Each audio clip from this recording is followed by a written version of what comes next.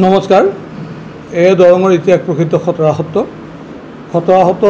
প্ৰতিষ্ঠাৰ গৌৰৱময় 456 বছৰত পদাৰ্পণ কৰিছে আৰু প্ৰতিষ্ঠা কালৰ পৰা খটৰা সত্ৰত পাছেতি পালন কৰি অহা হৈছিলে আৰু এইবেলি আমি 16 ছেপ্টেম্বৰৰ পৰা 19 ছেপ্টেম্বৰলৈ 4 দিনীয়া বৰ্ণাঢ্য কাৰ্যসূচীৰে পাছেতি উৎসৱ পালন কৰিবৰ কাৰণে আয়োজন কৰিছোঁ।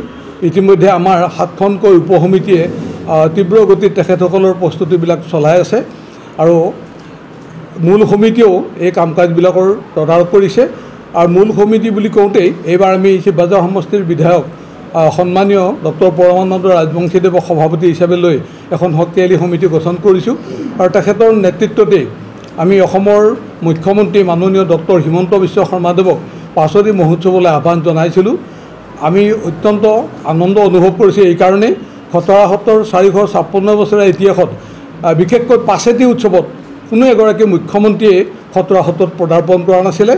আমাৰ সত্ৰবাসী ৰাইজৰ আৰু লগতে পাছেতি উৎসৱ পৰিচালনা সমিতিৰ আহ্বানত মুখ্যমন্ত্ৰী মহোদয়ে আন্তৰিকতাৰে সহযোগ কৰাৰ আশ্বাস দিছে।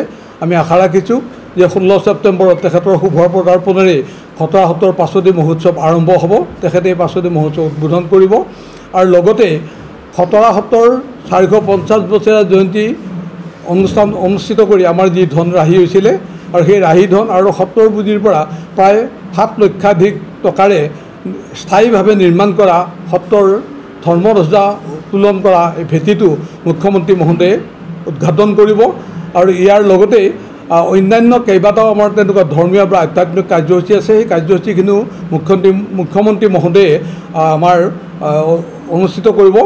গতিকে আমি ইয়াৰ লগত এই কথাটো ক'বলৈ বিচাৰিছোঁ যে এইবাৰ মুখ্যমন্ত্ৰী মহোদয়ৰ পদাৰ্পণ তথা আমাৰ স্থানীয় বিধায়ক পাছেতি মহোৎসৱ উদযাপন সমিতিৰ সভাপতি হোৱাৰ সুবাদতে বুলিয়েই ভাবিছোঁ যে খটৰা সত্ৰৰ বাকৰিখিনি যথেষ্ট দ আছিলে, এজাক বৰষুণ দিলে পানী জমা হয়। গতিকে এইখিনি উন্নীত কৰিবৰ কাৰণে ইতিমধ্যে প্লেভাৰ ব্লকেৰে কাম তীব্ৰগতিত চলিছে, প্ৰায় শেষৰ পৰ্যায়লৈকে আহিছে।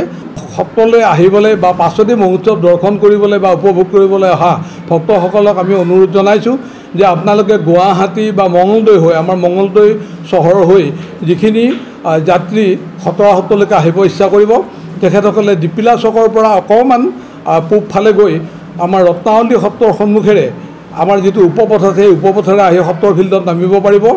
তেখেতসকলে দূৰৰ পৰা খোজ কঢ়াৰ কোনো প্ৰয়োজন নহ'ব আৰু তেজপুৰ বা মঙলদৈৰ ফালৰ পৰা অহাখিনিও ঠিক একে পথেৰে আহি সত্ৰৰ ফিল্ডত নামিব পাৰিব আৰু তেখেতসকলে ইয়াৰ পৰা দীপিলা চকলৈকে ওলাই যাব। তাত আমাৰ পঞ্চায়তৰ যিখন ফিল্ড আছে আৰু আমাৰ কলিতা সন্মিলনৰ যিখন ফিল্ড আছে আৰু লগতে আমাৰ দীপিলা পূজা সমিতিৰ ফিল্ডখন, দীপিলা হাইস্কুলৰ ফিল্ডখন আৰু দীপিলা কলেজৰ যিখন ফিল্ড আছে আৰু লগতে তাতো যদি আমাৰ মানে ঠাইৰ অকুলন হৈ যায় তেতিয়াহ'লে দীপিলা জগতধাত্ৰী মন্দিৰৰ বহুত ডাঙৰ এখন বৰ সুন্দৰ পথাৰ আছে, তাত আমি পাৰ্কিঙৰ ব্যৱস্থা কৰিছোঁ আৰু লগতে খৈৰাবাৰী বা নামখলাৰ ফালৰ পৰা যি গাড়ী আহিব বা ভক্ত দৰ্শনাৰ্থীসকল আহিব সেইসকলে এই পথেৰে আহিব।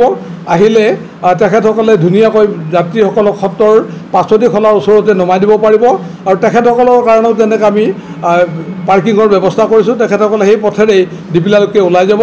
গতিকে নিশ্চয় যাতায়াত ব্যৱস্থাত অসুবিধা নহ'ব বুলি আমি আশা ৰাখিছোঁ আৰু লগতে সমূহ ভক্তকে খটৰা সত্ৰৰ পাছেতি মহোৎসৱ উপভোগ কৰি সত্ৰ দৰ্শন কৰিবৰ কাৰণে পুনৰবাৰ সেৱাৰ আহ্বান জনালোঁ।